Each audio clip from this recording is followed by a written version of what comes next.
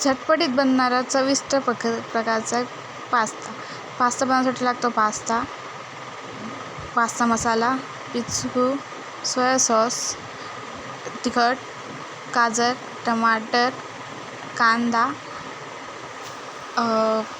शिमला मिरच्या आपल्या चवीनुसार.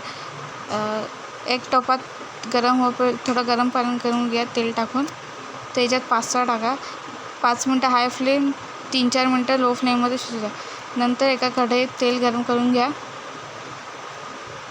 आणि त्याच्यामध्ये जिरा टाका. त्याच्यात नंतर कांदा टाका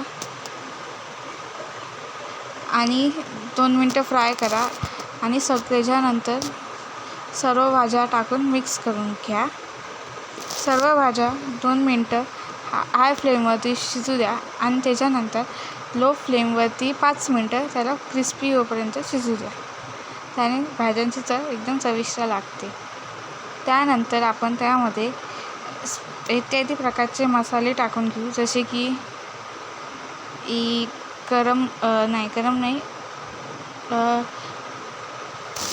पास्ता मसाला भाजून घ्या. तर टाका पास्ता मसाला टाकून घेऊ.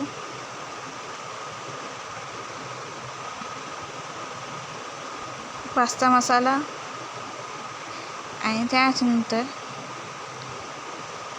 तिखट 1 चमचा आपल्या चवीनुसार, किती तिखट खातो त्यानुसार. सोया सॉस 1 चमचा पूर्ण भाजून घ्या. 1 चमचा पिचकू